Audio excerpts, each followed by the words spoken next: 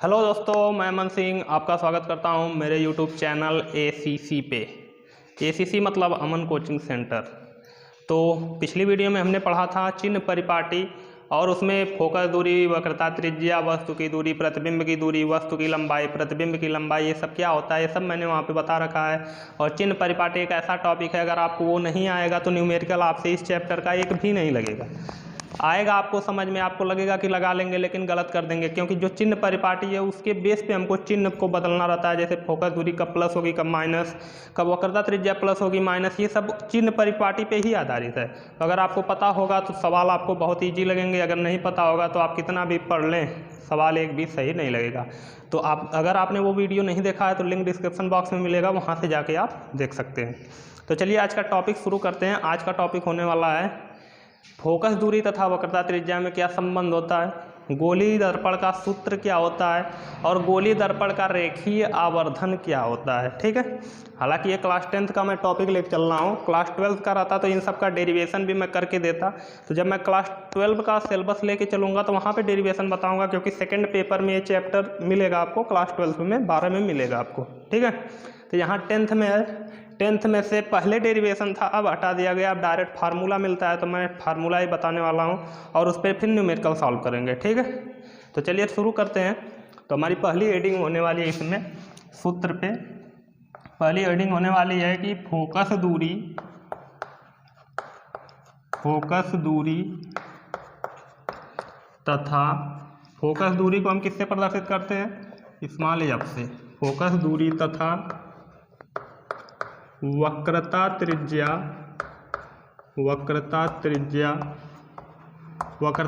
को किससे प्रदर्शित करते हैं, कैपिटल आर से। तो फोकस दूरी तथा वक्रता त्रिज्या में क्या निकालेंगे हम लोग, संबंध निकालेंगे।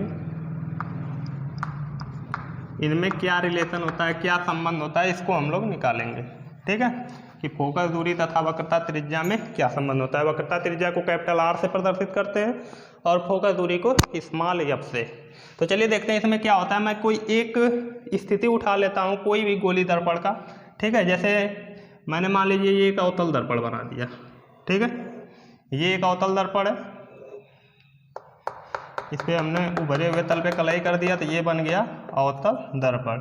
बीच में क्या होता है आप सभी लोग जानते होंगे, अगर मेरा पीछे का वीडियो देखे हैं तो ये सब आपको बहुत आसान लगेगा, मैंने बहुत अच्छे से वहाँ पे क्लियर किया। बीच वाले पॉइंट को, जो परावर्तक पृष्ठ का मध्य बिंदु होता है, उसको ध्रुव बोलते हैं। और ये जो गोली दर्पण है ये कांच के खोखले गोले का कटा हुआ भाग होता है, और इस कटे हुए भाग, ये जो कटा हुआ भाग ये गोले का है ना, तो गोले का कहीं न कहीं केंद्र होता है। तो अब उसी केंद्र को हम लोग बोल देते हैं वक्रता केंद्र। समझ में आई बात। और जब इनको मिलाते हैं तो बन जाता है मुख्य अक्ष। वक्रता केंद्र और ध्रुव को जब मिलाते हैं तो बन जाता है मुख्य अक्ष। और इन्हीं दोनों के एकदम बीचों बीच होता है, एकदम बीच में होता है फोकस। ठीक है, एकदम बीच में होता है फोकस। तो हम बात कर रहे हैं वक्रता त्रिज्या और फोकस दूरी की। तो वक्रता त्रिज्या ये होती है कैपिटल आर। ठीक है, ध्रुव से वक्रता केंद्र तक की दूरी को वक्रता त्रिज्या कहते हैं। फोकस क्या होता है, ये तो फोकस बिंदु है, मुख्य फोकस भी इसको बोलते हैं, लेकिन फोकस दूरी की बात की जाए तो ध्रुव से मुख्य फोकस तक की दूरी को फोकस दूरी कहेंगे। ये सब परिभाषाएं मैंने क्लियर करवा रखा है पिछली वीडियो में, वहाँ से आप जाके देखिए, बहुत अच्छे से आपको समझ में आएगा। तो हमको इन्हीं दोनों में संबंध निकालना है, मैंने दोनों को दिखा दिया फिगर में। अब देखने से इसमें क्या पता चल रहा है, डायरेक्ट तो मैं लिखने वाला हूँ फार्मूला, क्योंकि डेरिवेशन है नहीं, लेकिन मैं इतना बता दूंगा कि आपको कंफर्म हो जाएगा कि क्यों यही होता है। ठीक है, तो है तो बहुत सिंपल। देखिए यहाँ पे लग क्या रहा है, लग यही रहा है कि जो फोकस दूरी है इस वक्रता त्रिज्या की आधी है। ठीक है, ये जो फोकस दूरी है इस वक्रता त्रिज्या की आधी है, यही ना देखने से लग रहा है कि और कुछ लग रहा है। ये जो वक्रता त्रिज्या होती है ये फोकस दूरी की दोगुनी होती है, या फिर फोकस दूरी जो होती है ये इस वक्रता त्रिज्या की आधी होती है। यहाँ से तो यही लग रहा है आधा होगा ही, क्योंकि यह एकदम मध्य में होता है इन दोनों के। तो ये वक्रता त्रिज्या, तो ये फोकस दूरी, तो ये पूरा का आधा ही है ना। तो हम लिखेंगे जो फोकस दूरी होती है, फोकस दूरी वक्रता त्रिज्या की, फोकस दूरी वक्रता त्रिज्या की आधी होती है, वक्रता त्रिज्या की आधी होती है। फोकस दूरी वक्रता त्रिज्या की आधी होती है। अर्थात हम कह सकते हैं, अर्थात जो फोकस दूरी होती है, मैंने बोला वक्रता त्रिज्या का आधी, तो वक्रता त्रिज्या कैपिटल आर है, उसका आधा करना है, मतलब 2 से भाग देना है। किसी भी संख्या का आधा करना हो, किसी भी संख्या का आधा करना हो तो हम 2 से भाग देते हैं, तो वक्रता त्रिज्या का भी आधा करेंगे तो 2 से भाग दे देंगे। ठीक है, तो ये होता है फार्मूला, ये होता है संबंध फोकस दूरी और वक्रता त्रिज्या में, कि जो फोकस दूरी होती है ये वक्रता त्रिज्या की आधी होती है। समझ में आई बात? ये हो गया सिंपल फार्मूला। ठीक है, या फिर इसको इस तरह भी लिख सकते हैं, r बराबर 2 का f में मल्टीप्लाई हो जाएगा, 2f हो जाएगा। इस तरह भी दिखा सकते हैं कि जो वक्रता त्रिज्या होती है वो फोकस दूरी का दोगुना होती है, ये भी लिख सकते थे आप। ठीक है, तो ये हो गया पहला कि फोकस दूरी और वक्रता त्रिज्या में क्या संबंध होता है, तो यही होता है, f बराबर r/2। सिंपल है, बहुत सिंपल है। डेरिवेशन तो हालांकि मैंने नहीं बताया, डेरिवेशन बताने के लिए बहुत थोड़ा लंबा जाना पड़ता, लेकिन क्लास 10th के सिलेबस में नहीं है, इसीलिए मैं नहीं बता रहा हूँ। जब 12 का स्टार्ट करूँगा तो वहाँ पे बताऊँगा, अगर आप देखने में इंटरेस्टेड होंगे तो वहाँ पे देख सकते हैं। वो वाला भी टॉपिक जरूर जल्दी ही शुरू होने वाला है, तो वहाँ पे ज़रूर मैं बताऊँगा। यहाँ पे बस इतना ही ध्यान में रखिए कि जो फोकस दूरी है ये वक्रता त्रिज्या की आधी है, f बराबर r/2। अब चलते हैं अगले टॉपिक पे। ये समझ में आ गया होगा उम्मीद करता हूँ, कुछ था नहीं इसमें। अब इसमें जो दूसरी रीडिंग होने वाली है वो होगी गोलीय दर्पण का सूत्र। गोलीय दर्पण का सूत्र क्या होता है? गोलीय दर्पण का सूत्र क्या होता है, तो इसमें मैं फिगर में आपको दिखाना चाहूँगा, इसी फिगर के बेस पे लिखूँगा। जैसे ये अवतल दर्पण है, अगर अवतल दर्पण में कोई वस्तु यहाँ पे स्थित है AB, ठीक है, तो उसका प्रतिबिंब यहाँ पे बनता है, उल्टा वस्तु से छोटा और वास्तविक बनता है। ठीक है, ये सब स्थितियाँ मैंने बता रखा है। यहाँ प्रकाश किरणों को आपतित करा के मैं नहीं बना रहा हूँ, मैं डायरेक्ट बता रहा हूँ कि अगर कोई वस्तु ऐसे स्थित है तो उसका प्रतिबिंब अवतल दर्पण में ऐसे बनेगा, वस्तु से छोटा, उल्टा और वास्तविक। अब ये जो लंबाई होती है इसको O से प्रदर्शित करते हैं, ये जो लंबाई होती है वस्तु की लंबाई, इसको O से प्रदर्शित करते हैं। ठीक है, ये प्रतिबिंब की जो लंबाई होती है इसको I से प्रदर्शित करते हैं। ये सब चीज़ें मैंने बता रखा है। ये ध्रुव से जो वस्तु तक की दूरी होती है उसको वस्तु की दूरी U से प्रदर्शित करते हैं। ठीक है, और ध्रुव से जो प्रतिबिंब तक की दूरी होती है उसको स्मॉल v से, ठीक है, इससे प्रतिबिंब की दूरी कहते हैं। तो जो गोलीय दर्पण का सूत्र होता है, गोलीय दर्पण के सूत्र को ऐसे भी लिखा जा सकता है कि u मतलब वस्तु की दूरी, कामा v प्रतिबिंब की दूरी, तथा f मतलब फोकस दूरी में संबंध। ठीक है, इसको ऐसे भी कहा जा सकता है, कभी कभी परीक्षा में ऐसे भी पूछ देता है। ठीक है, ऐसे भी इसको आप लिख सकते हैं कि u v तथा f में संबंध, मतलब वस्तु की दूरी, प्रतिबिंब की दूरी तथा फोकस दूरी में क्या संबंध होता है ये बताइए। तो मैं संबंध डायरेक्ट लिखने वाला हूँ, क्योंकि प्रूफ मैं दूंगा नहीं। प्रूफ करवाना रहता तो अच्छे से फिगर बना के उसको डेरिवेट कराते हैं, लेकिन डायरेक्ट फार्मूला ये तो वही लिखेंगे, 1/f बराबर 1/v प्लस 1/u, ये होता है फार्मूला। ठीक है, गोलीय दर्पण या u v तथा f में जो संबंध होता है ये यही होता है, 1/f मतलब 1/, फोकस दूरी बराबर 1/, प्रतिबिंब की दूरी प्लस 1/, वस्तु की दूरी, 1/f बराबर 1/v प्लस 1/u। ये हो गया गोलीय दर्पण का सूत्र। f क्या है, जहाँ f क्या है, फोकस दूरी है, जहाँ f फोकस दूरी है, v क्या है, प्रतिबिंब की दूरी है, प्रतिबिंब की दूरी, u क्या है, वस्तु की दूरी है, वस्तु की दूरी। ठीक है, ये सब चीज़ें तो पता थी, लेकिन मैंने यहाँ पे लिख दिया क्योंकि अगर आप पहली बार वीडियो देख रहे हैं मेरी तो ये सब चीज़ें आपको पता होनी चाहिए। मैंने तो पिछली वीडियो में क्लियर कर रखा है। तो आगे चलते हैं, इस चैप्टर की अब लास्ट हेडिंग हम लोग डिस्कस करने वाले हैं। जो लास्ट हेडिंग होने वाली है वो होती है रेखीय आवर्धन। रेखीय आवर्धन, जो गोलीय दर्पण का रेखीय आवर्धन होता है वो क्या होता है। ठीक है, तो है बहुत सिंपल, रेखीय आवर्धन क्या होता है उसकी परिभाषा लिखना है बहुत सिंपल, बस हमको उसका फार्मूला पता होना चाहिए। तो डेरिवेशन तो होगा नहीं, मैं बार बार ये बात कर रहा हूँ क्योंकि 10th में से हटा दिया सिलेबस में से डेरिवेशन, इसलिए मैं नहीं करा रहा हूँ। 12th में दिया है, वहाँ वाला जब चैप्टर लेके चलेंगे, 12th वाला सिलेबस लेके चलेंगे तो वहाँ पे मैं डेरिवेशन कराऊंगा ज़रूर से, ठीक है। तो यहाँ पे डायरेक्ट फार्मूला देखते हैं रेखीय आवर्धन का। रेखीय आवर्धन का जो फार्मूला होता है, ठीक है, रेखीय आवर्धन का जो फार्मूला होता है, रेखीय आवर्धन बराबर होता है प्रतिबिंब की लंबाई, प्रतिबिंब की लंबाई बटे वस्तु की लंबाई। जो रेखीय आवर्धन का फार्मूला होता है वो होता है प्रतिबिंब की लंबाई बटे वस्तु की लंबाई। एक बात का ध्यान रखिएगा, ये प्रतिबिंब की दूरी मैंने लिखा है, ये वस्तु की दूरी लिखा है। यहाँ पे लिखा है प्रतिबिंब की लंबाई और वस्तु की लंबाई, तो इनमें अंतर है। लंबाई मतलब कितनी बड़ी प्रतिबिंब बन रहा है, कितना बड़ा का वस्तु है, ठीक है। यहाँ पे हमको उससे मतलब है। इसमें अगर दूरी लिखा है तो ये हमारे माइंड में रहना चाहिए कि हम दूरी लिखे हैं तो हम ध्रुव से वस्तु जहाँ स्थित है वहाँ की लंबाई दूरी नाप रहे हैं। जैसे दूरी की बात की जाए तो ये हो गया, ठीक है, ध्रुव से यहाँ तक की दूरी, ध्रुव से यहाँ तक की दूरी v और ध्रुव से यहाँ तक की दूरी u, ठीक है। ये वस्तु है, ये प्रतिबिंब है।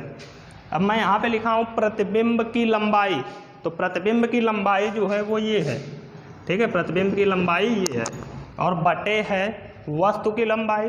तो वस्तु की लंबाई ये है, जितनी बड़ी वस्तु है उस लंबाई की बात की जा रही है, ऐसा नहीं कि जितनी दूर वस्तु इससे तो दूरी की बात की जाए। तो लंबाई और दूरी में डिफरेंट होता है, ठीक है। तो कभी इसमें कंफ्यूज मत होइएगा कि अगर दे दिया प्रतिबिंब की लंबाई इतनी या वस्तु की लंबाई इतनी है तो उसको कभी u और v से मत दिखाइएगा, i और o से दिखाएंगे। o मतलब ऑब्जेक्ट होता है, ऑब्जेक्ट मतलब वस्तु, तो इतनी बड़ी वस्तु को o से दिखाएंगे और जो प्रतिबिंब की लंबाई होगी उसको i से। और रेखीय आवर्धन को दिखाते हैं स्मॉल m से और प्रतिबिंब की लंबाई को दिखाते हैं i से, वस्तु की लंबाई को दिखाते हैं o से। तो ये होता है रेखीय आवर्धन का फार्मूला। और इसको अगर वस्तु की दूरी और प्रतिबिंब की दूरी के अनुपात में लिखना चाहते हैं तो लिख सकते हैं -v/u, ठीक है, -v/u। v क्या है? प्रतिबिंब की दूरी। i क्या है? प्रतिबिंब की लंबाई, ठीक है। ये दूरी है प्रतिबिंब की, ये लंबाई है, तो दूरी और लंबाई में यहाँ डिफरेंट रहेगा, ठीक है। ये वस्तु की दूरी, तो ये वस्तु की लंबाई, ठीक है। तो m बराबर होता है i/o बराबर -v/u, दोनों में से कोई भी लेके चल सकते हैं। अगर u और v दिया रहेगा तो m बराबर ये वाला फार्मूला लेके चलेंगे, और i और o दिया रहेगा तो m बराबर i/o वाला लेके चलेंगे, ठीक है। तो अगर रेखीय आवर्धन की परिभाषा लिखना चाहे तो मैं यहाँ पे परिभाषा बता देता हूँ, बहुत सिंपल है। रेखीय आवर्धन बराबर है प्रतिबिंब की लंबाई बटे वस्तु की लंबाई। मतलब जो प्रतिबिंब की लंबाई और वस्तु की लंबाई का अनुपात है वही तो है रेखीय आवर्धन, ठीक है। तो हम यहाँ पे ऐसे बोल सकते हैं कि प्रतिबिंब की लंबाई तथा वस्तु की लंबाई के अनुपात को रेखीय आवर्धन कहते हैं। अच्छा, ये तो बकौआ परिभाषा हो गई। रेखीय आवर्धन का काम क्या होता है, रेखीय आवर्धन का मतलब क्या होता है, ये माइंड में क्वेश्चन आ रहा होगा कि ना, कि रेखीय आवर्धन है क्या आखिर में। फार्मूला तो हमको पता चल गया, इसका मतलब क्या है, किस लिए यूज किया जाता है फार्मूला। तो मैं बता दूं कि रेखीय आवर्धन ये बताता है कि प्रतिबिंब कितना गुना बड़ा बना या कितना गुना छोटा बना, ठीक है। तो रेखीय आवर्धन का काम होता है प्रतिबिंब को बताना कि कितना गुना बड़ा बन रहा है, कितना गुना छोटा बन रहा है। समझ में आई बात। अगर रेखीय आवर्धन का मान 1 से कम आता है तो प्रतिबिंब छोटा बनेगा, और रेखीय आवर्धन का मान 1 से बड़ा आता है तो प्रतिबिंब बड़ा बनेगा, और रेखीय आवर्धन का मान 1 के बराबर आता है तो प्रतिबिंब वस्तु के आकार का ही बनेगा, ठीक है। तो चलिए यहाँ पे देख लेते हैं, मैं सब कुछ लिखने वाला हूँ, तो पहले इसकी परिभाषा लिखते हैं। रेखीय आवर्धन की परिभाषा लिखेंगे, प्रतिबिंब की लंबाई तथा वस्तु की लंबाई के अनुपात को रेखीय आवर्धन कहते हैं। प्रतिबिंब की लंबाई तथा वस्तु की लंबाई के अनुपात को रेखीय आवर्धन कहते हैं, इसे स्मॉल m से प्रदर्शित करते हैं। ये हो गई परिभाषा, 3 लाइन की सिंपल सी परिभाषा है। परिभाषा तो 2 ही लाइन की है, ये तो m से प्रदर्शित करते हैं, ये मैंने लिखा है। तो रेखीय आवर्धन की परिभाषा क्या हो गई? प्रतिबिंब की लंबाई तथा वस्तु की लंबाई के अनुपात को रेखीय आवर्धन कहते हैं। ये फार्मूला के बेस पे मैंने बना दिया परिभाषा, ठीक है। अब यहाँ पे इसका मेन पॉइंट लिखते हैं, जो सबसे इंपॉर्टेंट पॉइंट है कि यदि बराबर क्यों लगा रहा हूँ, यदि m का मान लेस देन 1 है, मतलब m का मान 1 से छोटा है, तब प्रतिबिंब कैसा बनेगा? तब प्रतिबिंब वस्तु से छोटा बनेगा, वस्तु से छोटा बनेगा, ठीक है। यदि m का मान ग्रेटर देन 1 है, ठीक है, यदि m का मान ग्रेटर देन 1 है, मतलब m का मान 1 से बड़ा है, तब प्रतिबिंब कैसा बनेगा? तब प्रतिबिंब बनेगा वस्तु से बड़ा, तब प्रतिबिंब वस्तु से बड़ा बनेगा, तब प्रतिबिंब वस्तु से बड़ा बनेगा। और यदि m का मान 1 के बराबर है, यदि m का मान 1 के बराबर है, तब प्रतिबिंब कैसा बनेगा? तब प्रतिबिंब वस्तु के